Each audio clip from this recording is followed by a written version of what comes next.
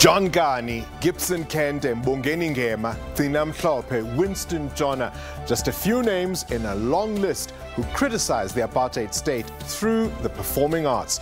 They were silenced but could not be kept quiet. Let's get started.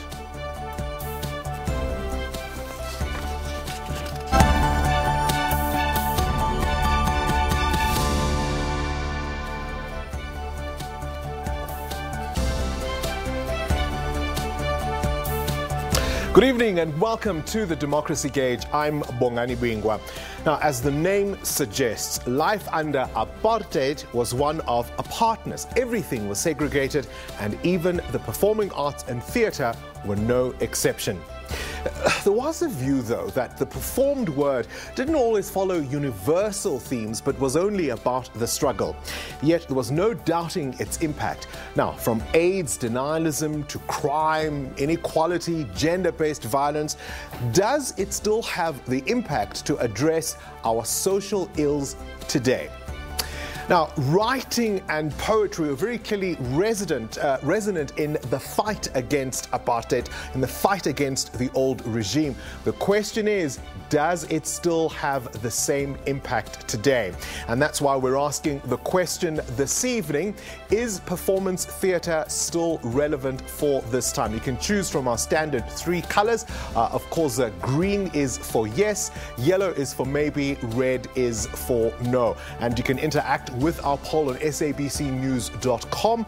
We extend the conversation on Facebook and Twitter. Don't forget our hashtags SABCDG25 and hashtag SABCNews. Now, right now, I have the immense pleasure to introduce to you 10-year-old Michelle Nkanameng. 3 years ago, she made history at the age of 7 when she became the youngest published author on the continent and the 10th youngest in the world. She joins us now on the Democracy Gauge to perform a piece that she's put together for you. Over to you, Michelle. Children have talents, minds, they are hardworking, they have potential, and they are strong. Children are smart and confident. They are proud to be children as they live their lives. Children stand together and walk in harmony. Children stand up for each other and work together. Children are the sons and daughters of the soil, rich in texture and contact, full of potential for a better tomorrow. Teach us character, teach us discipline, teach us to think like the star within us. We are the new generation, not afraid to be uniquely gifted and talented, shining little stars. We are the children of Africa. We children live in a wonderful world that is full of beauty, charm, and adventure. There is no end to those adventures we can see if only we look at them with our eyes open. To all the children of the world, we are standing tall and trying to grow. You have potential. You are strong. With all your hearts and your minds still young. We are so proud of this because it is made by you and me. Our ultimate dream as children is to have education and to put a stop to children abuse and anything that can harm us children. And as well as we want to take stand because we are the children of the world. We want to express ourselves and have a chance for us to do this. For us, we are the children of the world. Thank you. Bravo. Absolutely amazing, Michelle. That was so good. Listen, what inspires you to want to become a writer? Well, when I went to one of my local bookstores, I realized there that most of the children's books were written by adults. That's why I'm like, why can't children write their own stories and experiences? They can just take all those experiences they never want to forget and just put it into a book and share it with the world. And tell your stories yourselves. Okay, so as a writer, what is it that you want to achieve? I want to achieve for children to become more educated and to show them that everything starts with reading, for me to promote the culture of reading, to show them that without reading, there is nothing possible. Show them that they can do anything they want. Because reading allows your mind to fly. It allows your mind to see things you didn't. Oh, Michelle, you've got a bright future. I tell you what, you're going to autograph my book, my copy of your book one of these days. All right, Michelle Ngamangeng, writer with us in the studio, 10 years old, wanting to encourage the culture of reading because, of course, how do you perform the words if you don't write them first? We'll be back with some of your views and your thoughts after this quick break.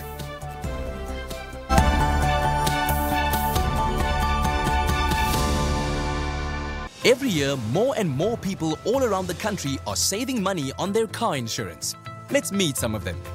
So this lady from Outsurance calls you. Yes, yeah? Friendly, vibrant, energetic. And she made that sale within 3 seconds. No, 3 sentences. 3 seconds is even better than 3 sentences. She was good. Ended up saving almost 300 Rand per month. How would you summarize your overall experience with Outsurance? 3 words. Fresh, vibrant, and lekker. If you think it's a hassle getting a quote, put us to the test.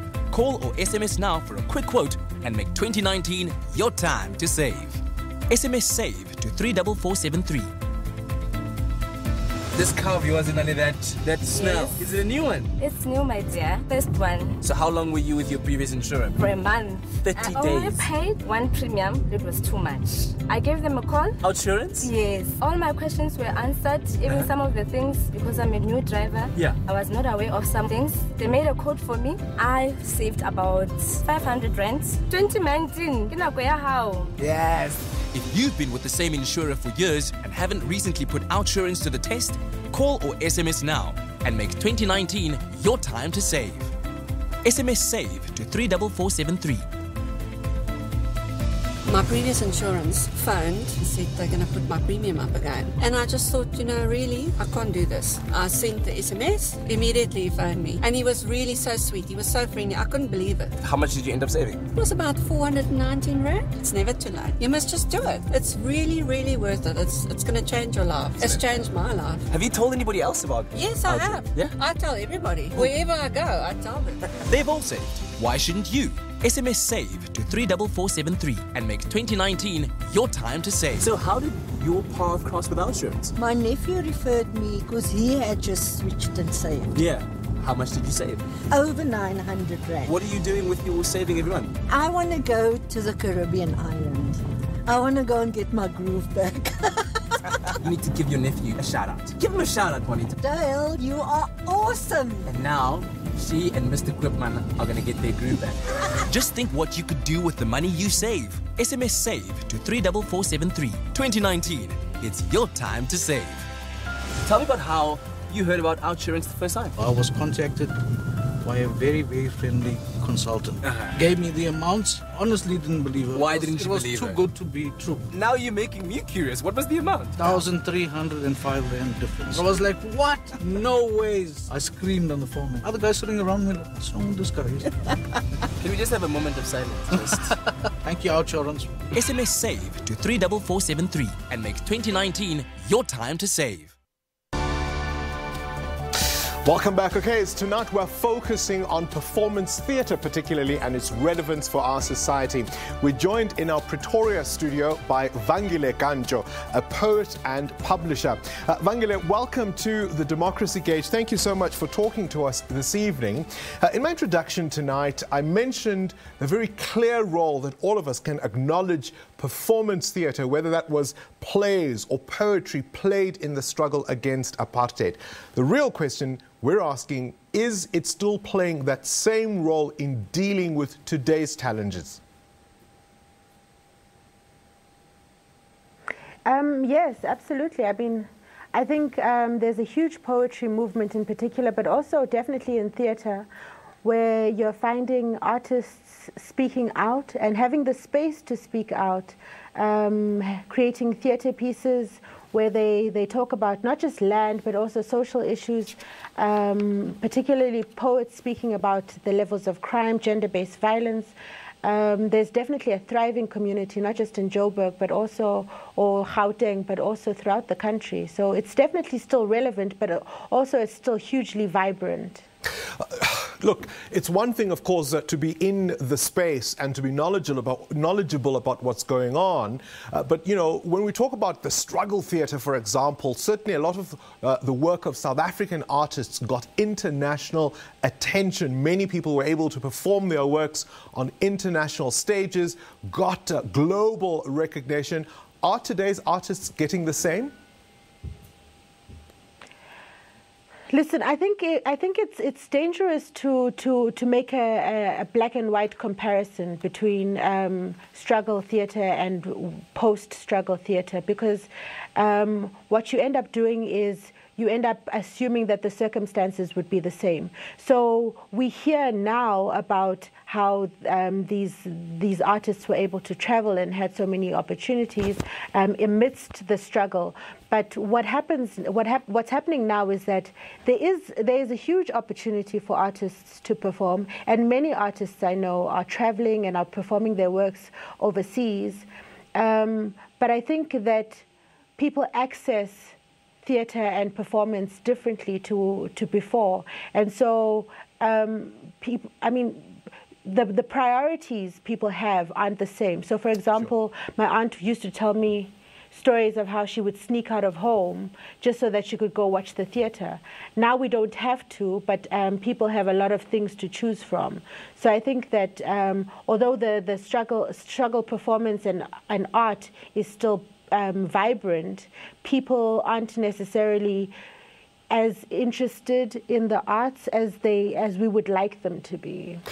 We often use words like social cohesion, for example. Under apartheid, of course, everything was segregated, and so was certainly the theatre and the performed word. Is that playing a role in binding this nation together and helping us confront those difficult conversations we don't always feel comfortable having? Social cohesion is such a tricky thing, because it assumes that that we can create one blanket over South Africa, this idea of this rainbow nation, which I think is quite ambitious. I think there are pockets of society that are able to band together and that are able to use their spaces to create awareness and to also make sure that they shed light on certain issues. So, for example, you'll have spaces like Word and Sound and Current State of Poetry, where young people feel like they can come together and they can vent and they can talk about the state of democracy, but also women can talk about how they feel like their bodies are under threat. And this can feed into movements such as the total shutdown. And so it does have an effect. And there's definitely a cohesion, but I think that this blanket of a rainbow nation, that as social cohesion, askafiki. Askafiki, indeed. All right, you talked about people having other things to choose from. I mean, there's a plethora of options from streaming services. The internet is certainly one. What can we do to encourage more people to go to festivals, to go to see plays, to go and support performing poets, for example, and even, I suppose, you could even include comedy in all of this. How do we get the bums on the seats? I think making art accessible requires platforms. Like, I mean, if there was an art section after the news, for example, if the radio programs were advertising more arts festivals, I think that some arts festivals are largely attended, such as Abantu and the South African Book Fair, and then smaller arts festivals need a bit more of a push. And so I think that there should be a concerted effort in kind of not just on social media, but also like mainstream media to push arts festivals and arts programs. Right, Vangi Ganjo, we'll leave it there. Askafiki, as you say, we haven't yet arrived. It's still a long road to travel, but certainly the performed word has enjoyed a new revival. Not quite what it was under the old regime, but certainly a new revival. Right, a reminder then of our poll question this evening. Is performance theatre still relevant? Green is for yes, yellow maybe, red is for no. We've got more of your thoughts after the break.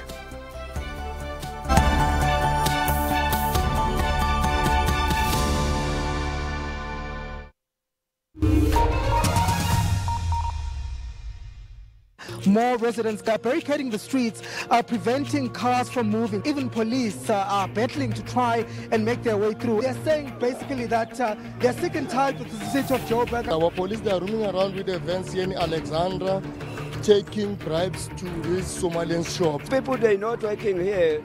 Firms are churching out. Us as journalists have been on the firing line. We have been asked by the residents not to shoot them when they burn these tires. When it comes to what's hot and fresh, we've got our finger on the pulse. Get your hearts racing, your hands clapping, and your feet tapping because eLive Amp in a vibe.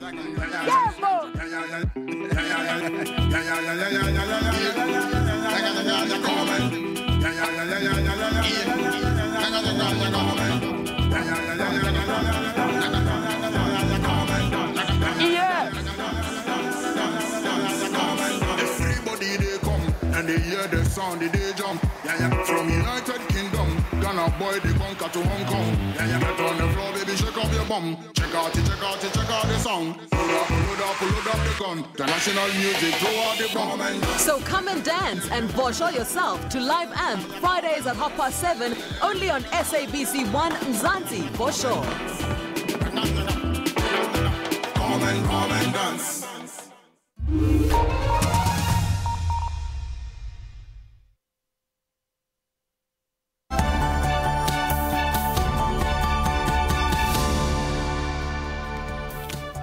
Well, as you know, through the Democracy Gauge, SABC News has been profiling South Africans around the country. Today, of course, as we go to our interactive map, by the way, you can catch that on our website, sabcnews.com/elections. You can see the icons on our map. You can click on any of them to find our stories. Today, we're in the Western Cape to tell the story of one Marlene Roux, who was from Wellington, born in 1967. She contracted polio when she was just 3 months old. A negligent and racist medical system during the apartheid years failed to protect her from what in the mid-1960s was already a preventable disease. But she had determination, she wanted to succeed, eventually becoming the CEO of Artscape. Here's her story.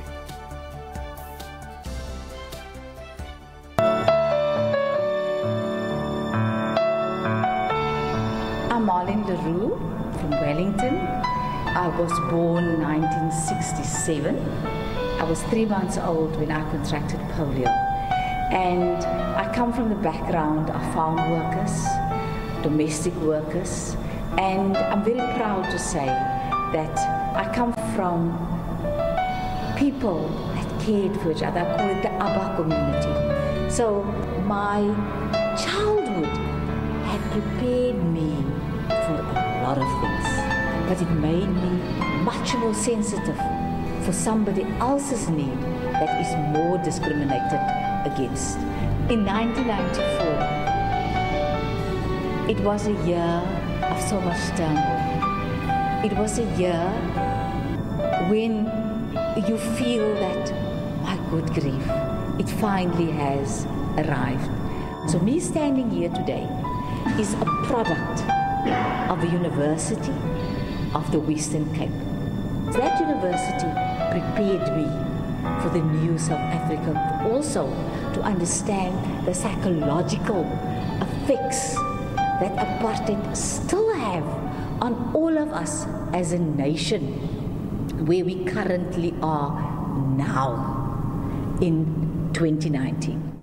Until we don't address poverty, equal education, looking after our elderly and looking after persons with disability, we have never arrived. My hopes and for South Africa and the arts, for me, it is to give hope to young women. It is not an easy task. It's not easy for me, but it's how you tackle your task. And until we are not going to address democracy as an activity that we need to embark on a journey to come to listen to each other, to actively engage with each other, and also to say to each other, but critically, that's not right. That's how we need to address each other. Otherwise, we are not going to be a democracy that's actively working with respect and dignity.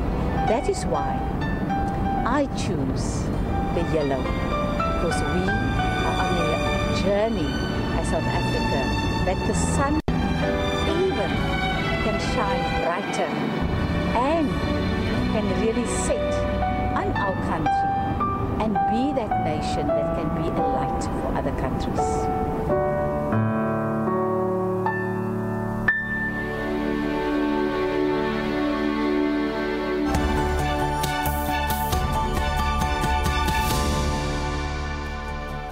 Well, every day on the show, we return to 1994 to remind you of the build-up to that first historic poll. This day, 25 years ago, it's quite extraordinary. People began to stockpile because they feared the worst after the elections. Take a look.